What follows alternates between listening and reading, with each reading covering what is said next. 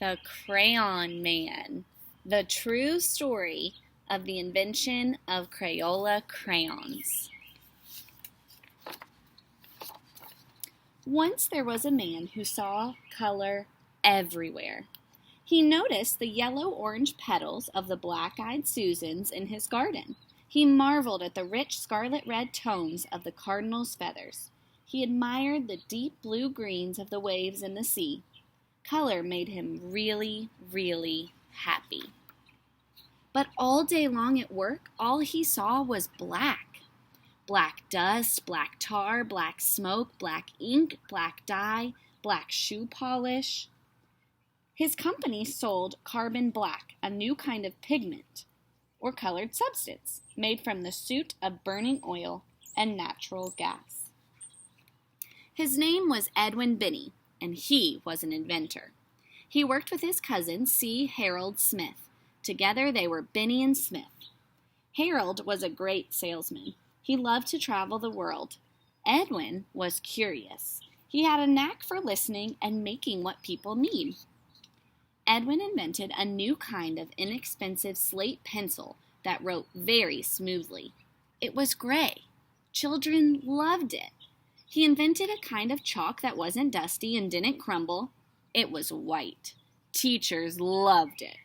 He invented a wax crayon that could write on wood and paper packaging. It was really, really black. People loved it.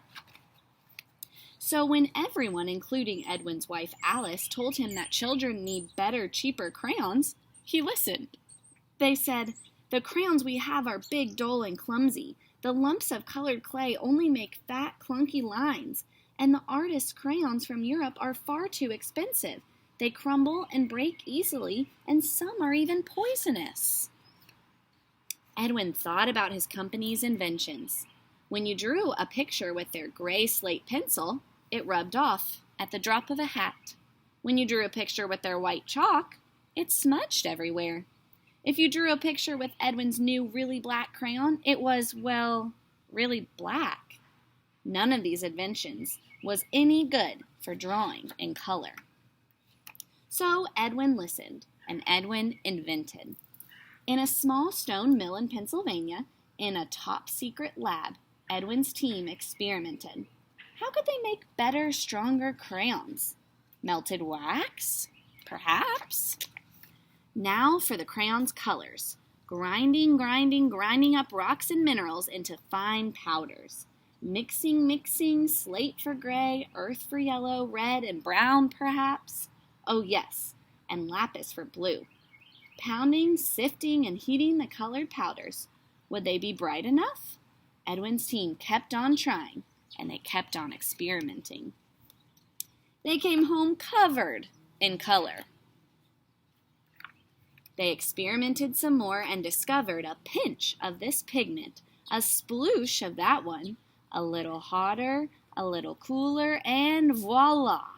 Lots of different shades. Now there were greens, oranges, violets, and pinks too. Edwin came home covered in color. In a large tub at the mill, Edwin's team measured out the ingredients. Melted wax, clay to thicken, something for texture, colored powders, each in just the right amount, every time to make a top-secret formula. Slowly, carefully, stirring by hand, they poured the special formula into thin crayon-shaped molds, smaller than any other inventor's, just the right size for children's hands. The mixture cooled and hardened. Edwin watched, and Edwin waited. Finally, one summer evening in June 1903, Edwin came home covered in color and announced that he'd invented a new kind of colored crayon. But what should he call it? Alice had an idea. She said, let's mix the French word craye for a stick of chalk and the word oula from the word oleaginous, meaning oily like the oily texture of the crayon wax, to invent a new word. Crayola. Edwin listened. Binney and Smith shipped out the first Crayola crayon box. Red, orange, yellow, green, blue, violet, brown, and black. 8 colored crayons for only a nickel. Edwin waited. Would children like them? Children did. Now they could draw a tiny green caterpillar or the big blue sky. Their drawings wouldn't smudge and they wouldn't rub out.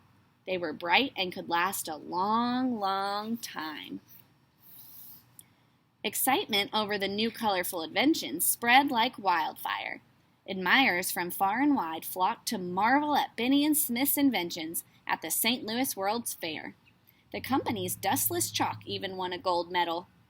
Proudly, Edwin and Harold showed it off, especially on their new Crayola crayon boxes. Every day, Edwin brought colorful bouquets from his garden to inspire the Crayola team. They made crayons in even more different shades, and later asked children to help name some of them. At last, because of Edwin Benny, the man who saw color everywhere, who had a knack for listening and making what people needed, children all around the world could reach for just the right shade to draw anything. The end. I love that story because it's true, and it's a real story about a man, just an ordinary man who invented something awesome. Just like you guys are ordinary kids, you can invent something awesome too. I can't wait to see your colorful, creative, imaginative pictures today. See you soon.